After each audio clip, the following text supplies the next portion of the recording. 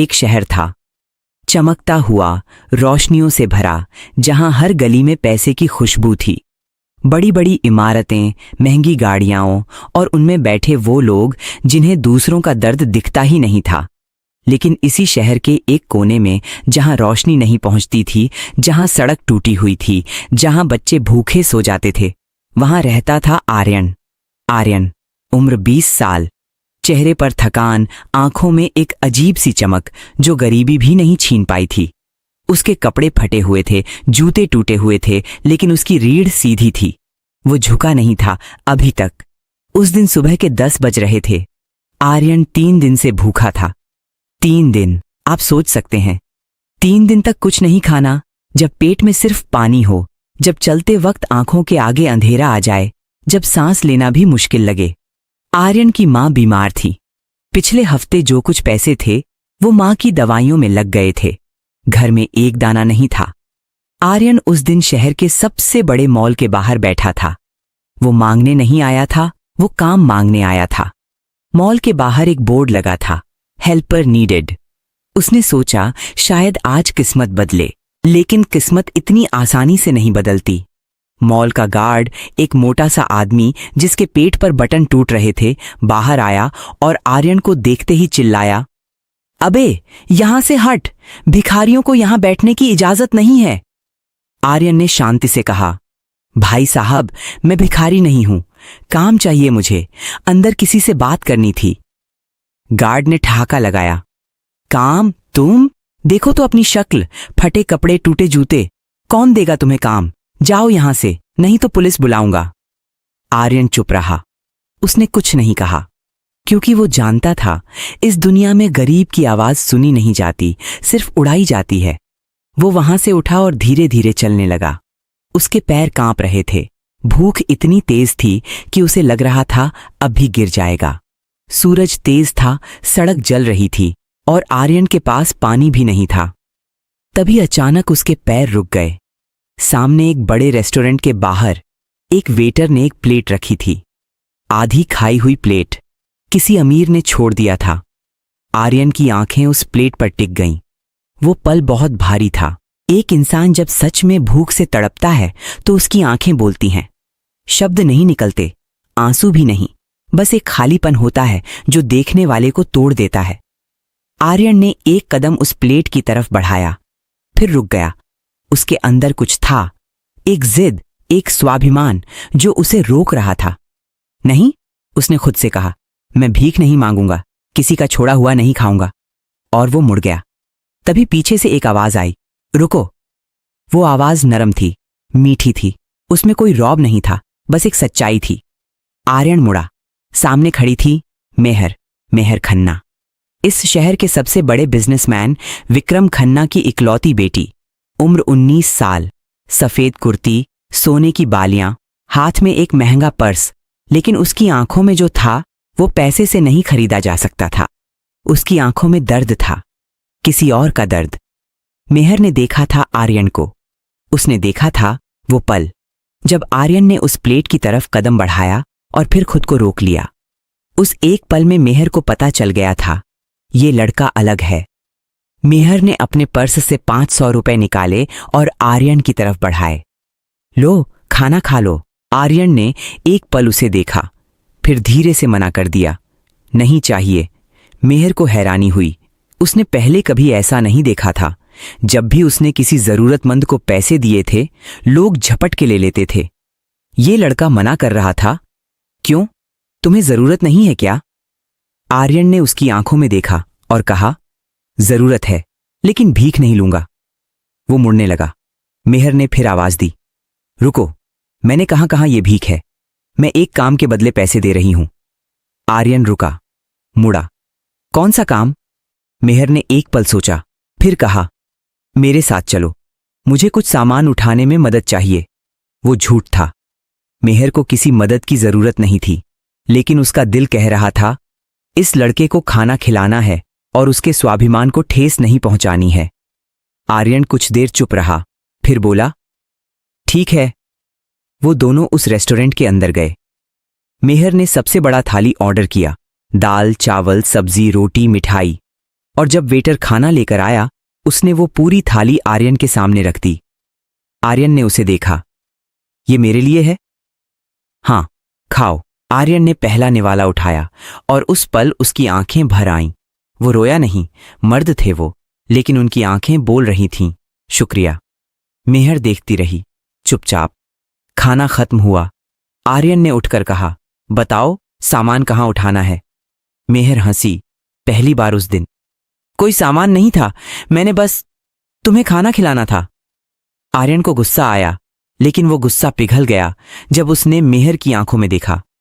उसमें कोई दया नहीं थी, कोई अहंकार नहीं था, बस एक सच्चाई थी। तुम्हारा नाम क्या है? मेहर ने पूछा। आर्यन, मेरा नाम मेहर है। उसने हाथ बढ़ाया। आर्यन ने एक पल देखा, फिर हाथ मिलाया, और उस एक हाथ मिलाने से दो अलग दुनियाएं पहली बार एक दूसरे को छू गईं। उस दिन के बाद मेहर के मन में आर्यन की बात घर कर गई। वो रोज उस इलाके से गुजरती और रोज उसे आर्यन दिखता। कभी किसी दुकान पर मजदूरी करते, कभी सड़क किनारे किसी बच्चे को पढ़ाते, कभी बीमार मां के लिए दवाई लेने दौड़ते। मेहर ने देखा, ये लड़का थका नहीं, हारा नहीं। एक दिन मेहर उसके पास गई। आर्यन, तुम पढ़े लिखे हो? हाँ, आर्यन ने जवाब दिया। 12वीं तक पढ़ा हूं, आगे पैसे नहीं थे। आगे पढ़ना चाहते हो? आर्यन ने एक कड़वी हंसी दी।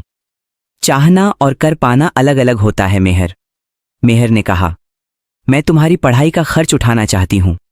आर्यन उठ खड़ा हुआ। नहीं। क्यों नहीं? क्योंकि मैं किसी का एहसान नहीं लेता, और तुम अमीर हो, तुम्हारी दुनिया अलग है, हमारी दुनिया अलग है। मेहर ने उसे रोका।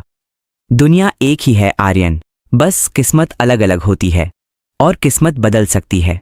आर्यन चुप हो गया। मेहर ने फिर कहा, मैं एक शर्त पर यह सब करूंगी। क्या शर्त? तुम मुझसे वादा करो कि तुम पढ़ोगे, सच में पढ़ोगे, और एक दिन इस दुनिया को दिखाओगे कि आर्यन कौन है। आर्यन की आंखों में वो चमक वापस आई जो कभी कभी गरीबी ढक लेती है लेकिन बुझती नहीं। उसने कहा, ठीक है, वादा। और फिर शुरू हुआ एक नया सफर। मेहर ने चुपके से अपने पिता को बिना बताए आर्यन की फीस भरी, उसे किताबें दिलाईं, उसकी मां के इलाज के लिए एक अच्छे डॉक्टर से बात की, लेकिन ये सब उसने ऐसे किया जैसे उसका हक हो। कोई दया नहीं, कोई एहसान जताना नहीं। आर्यन ने पढ़ना शुरू किया। वो रात को 2 बजे तक पढ़ता, दिन में काम करता, अपनी मां की सेवा करता, लेकिन किताब नहीं छोड़ता। मेहर कभी कभी उसके पास आती और वो दोनों घंटों बात करते, जिंदगी के बारे में, सपनों के बारे में, दुनिया के बारे में। आर्यन पढ़ा लिखा था, उसके अंदर एक गहराई थी जो मेहर को हैरान करती थी। वो बातें करता तो मेहर घंटों सुनती रहती, और धीरे धीरे, बिना बताए, बिना समझे, मेहर को आर्यन से प्यार हो गया। वो प्यार था जो अमीरी गरीबी नहीं देखता, जो कपड़े नहीं देखता, जो सिर्फ इंसान को देखता है। एक शाम मेहर ने आर्यन से कहा, आर्यन, मैं तुमसे कुछ कहना चाहती हूं। आर्यन ने उसे देखा। मेहर के चेहरे पर लाली थी, वो थोड़ी घबराई हुई थी। मुझे तुमसे प्यार हो गया है। आर्यन चुप हो गया।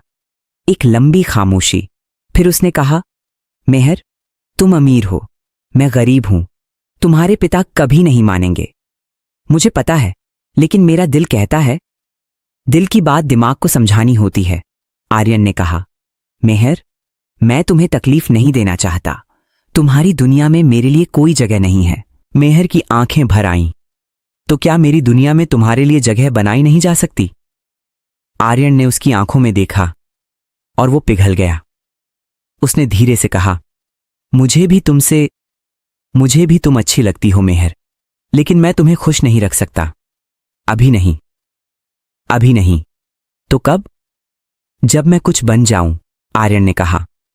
जब मैं अपने पैरों पर खड़ा हूं, जब मुझे किसी की मदद की जरूरत ना हो, तब। लेकिन इस दुनिया में अच्छी बातें छुप नहीं पाती। किसी ने विक्रम खन्ना को बता दिया कि उनकी बेटी मेहर एक गरीब लड़के के साथ घूमती है, बातें करती है, उसकी मदद करती है।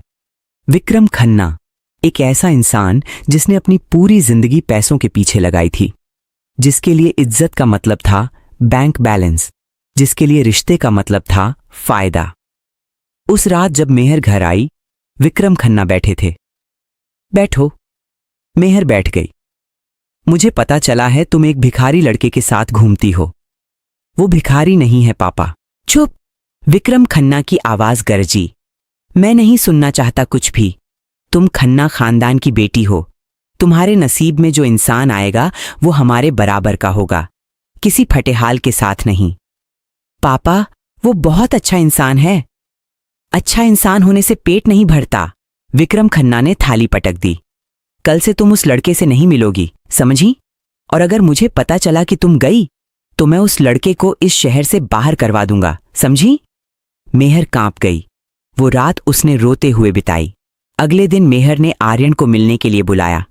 आर्यन आया। मेहर का चेहरा उतरा हुआ था। क्या हुआ? आर्यन ने पूछा। मेहर ने सब बताया। आर्यन सुनता रहा। उसके चेहरे पर कोई हैरानी नहीं थी, बस एक दर्द था। वो दर्द जो तब होता है जब दुनिया वो करती है जो आप पहले से जानते थे। मैंने तुमसे पहले ही कहा था मेहर। आर्यन, मैं तुम्हें नहीं छोड़ सकती। तुम्हें छोड़ना होगा, आर्यन ने कहा। तुम्हारे पिता सही हैं। क्या? मेहर को यकीन नहीं हुआ। हाँ, मैं आज एक गरीब लड़का हूं। तुम्हारी दुनिया में मेरी जगह नहीं है। लेकिन मेहर, मैं वादा करता हूं एक दिन मैं लौटूंगा और उस दिन दुनिया देखेगी कि आर्यन कौन है। मेहर रो पड़ी। और अगर उस दिन तक तुम किसी और के हो गई? आर्यन ने मुस्कुराते हुए कहा, तो मैं खुश रहूंगा, क्योंकि तुम्हारी खुशी मेरी खुशी है। और वो मुड़ गया। मेहर उसे जाते देखती रही। उसके बाद 3 साल गुजरे। आर्यन ने दिन रात एक कर दिया। उसने पढ़ाई की, एक प्राइवेट कॉलेज में स्कॉलरशिप पाई। उसने पार्ट टाइम जॉब्स की, कोडिंग सीखी, डिजाइनिंग सीखी, एक छोटे से स्टार्टअप में काम किया, फिर अपना एक छोटा प्रोजेक्ट बनाया। वो प्रोजेक्ट एक ऐप था, गरीब बच्चों के लिए फ्री एजुकेशन ऐप। उस ऐप को लोगों ने पसंद किया, बहुत पसंद किया।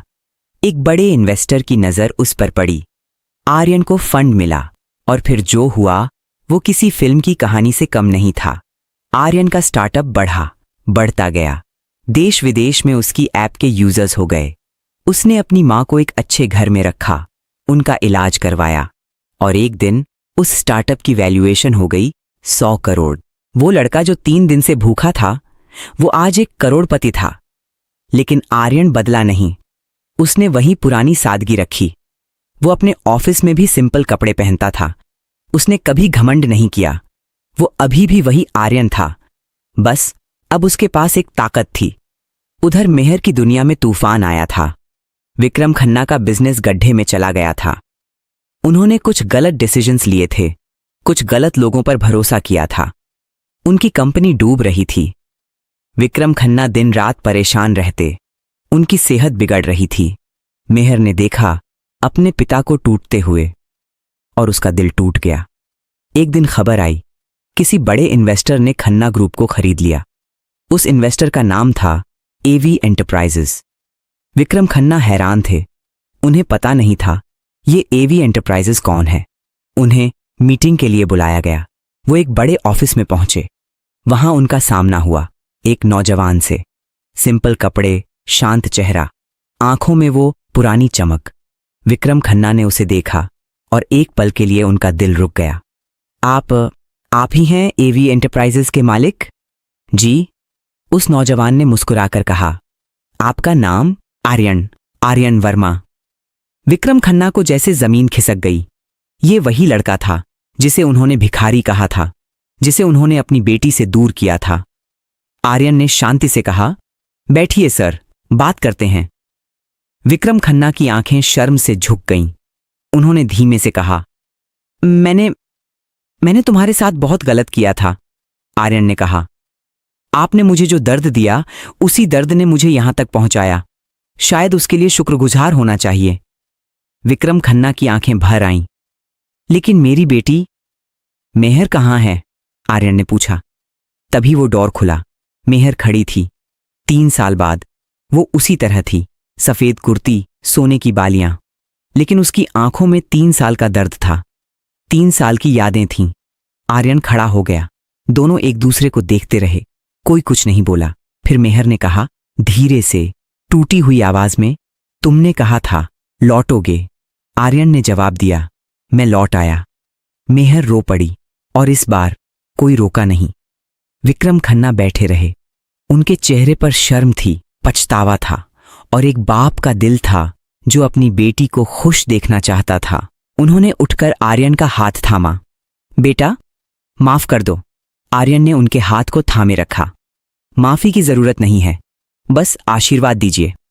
और उस दिन वो लड़का जो 3 दिन से भूखा था, जिसे मॉल के गार्ड ने धक्का दिया था, जिसे भिखारी कहा गया था, वो उसी शहर के सबसे अमीर इंसान की बेटी का हाथ थामे खड़ा था।